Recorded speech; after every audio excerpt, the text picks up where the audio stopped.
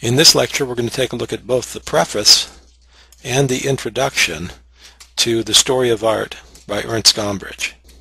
Here are four very important concepts that I want you to keep in mind as we go through all the chapters of the Gombrich textbook. These four concepts are very important. First of all, we're going to look at the dimensions of visual technologies in this way. We're going to be seeking to understand the purpose of art within a civilization. We're going to take a look at various physical means that art, that is, objects that we consider art today that might have been serving a very utilitarian purpose within that civilization, the physical means by which these are created. And there's many, many means. Pigments on various kinds of substances like canvas or wood, wax, which is a technique called encaustic, dyes on cloth, sculpting material like stone, carving wood, printing. We'll take a look at all of these in passing to see how various civilizations have used these mediums to create visual technologies on into the present day when we use computers to do this. We're going to take a look at the rules, that is, the guiding principles. And this is very much related to the purpose of art, because the purpose defines what the rules that the civilization applies to art. Lastly, we're going to look at the status of the people within the society creating art. In earlier societies, people might be considered workmen, simply to recreate the kinds of objects that people before them had created, not as intellectuals. Nowadays, we tend to view artists as visual poets, expressing something that perhaps couldn't be expressed any other way. That's changed over time.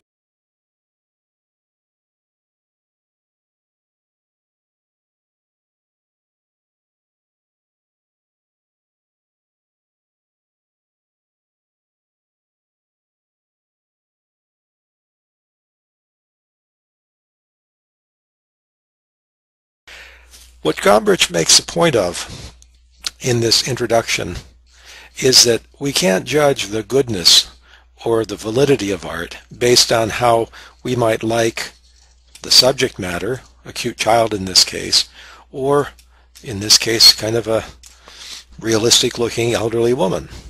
This by Peter Paul Rubens is a chalk drawing of his child, a cherubic little kid, and you'll notice how much depth Rubens can bring out just by using the shading of chalk.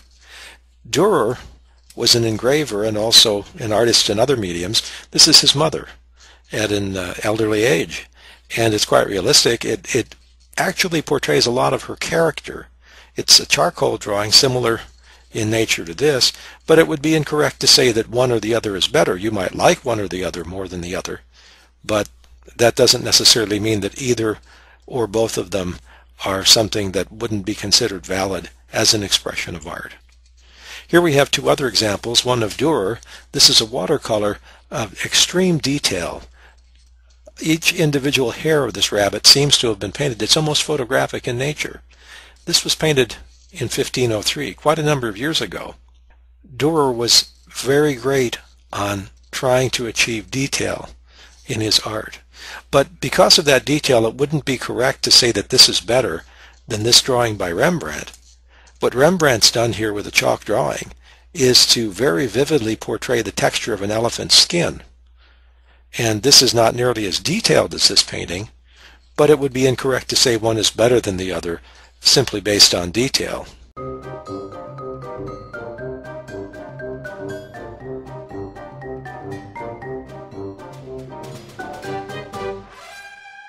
Here is another illustration by Gombrich. Sometimes paintings like this one by Jericho, which were thought to be exactly as they should have been to depict galloping horses, were later proved to be absolutely incorrect when the camera was developed, and Edward Muybridge took this series of pictures to basically see if at any point all four legs of a horse were off the ground. But you do notice that in galloping, and at no point is the horse in this position with the front legs forward and the back legs back. So what one age determines to be the correct way to represent something may not in fact be the correct way when technology advances. So we can't say this is right and some other depiction done earlier would be wrong on that basis.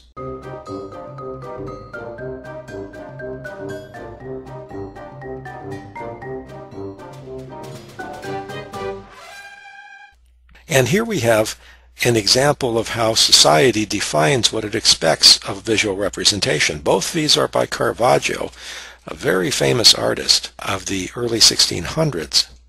This piece of artwork, which was commissioned by a church, is Caravaggio's interpretation of the Gospel of Matthew being written by the Apostle Matthew right here. And it wasn't done in black and white. This painting was destroyed in the Second World War. It was hanging in a museum in Berlin, which was bombed.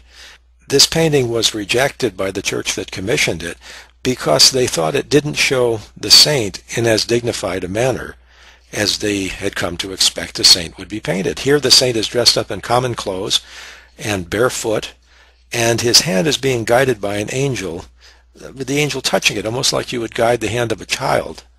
For this reason, they said this was not acceptable to decorate a church. Instead, the common fashion for depicting a saint was in this rather noble way, with finer clothes, and receiving perhaps some guidance from an angel, but not in this kind of a childish way of guiding your hand. We would regard both of these pieces of art as very much of an accomplishment and great art by an artist who is well renowned. But in his day, this type of art was not acceptable simply because of the way he interpreted the biblical scripture.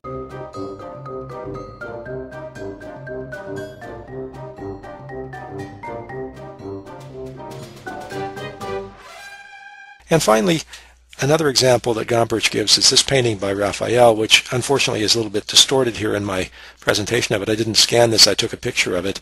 But I think you get the impression here that the artist was conveying this ease with which this positioning of John the Baptist and Jesus, who were actually cousins, how they relate to one another and the position in which they're standing and the way the mom is looking down, the Virgin Mary here.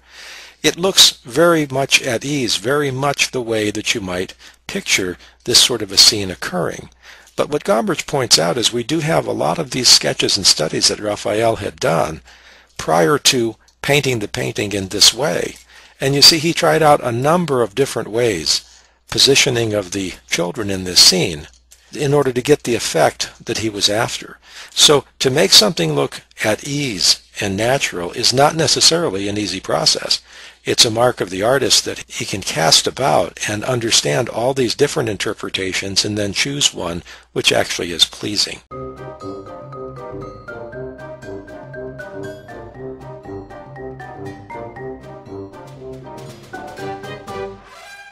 Gombrich has a few other examples in this chapter, but I'm not going to cover every example. I'm hitting the highlights in these slides. You are expected to read the entire chapters, or in this case the preface and the introduction, and bring insights from that into the exercises and into your responses. I'm simply trying to hit the major points to help you derive what the understanding of these readings should be.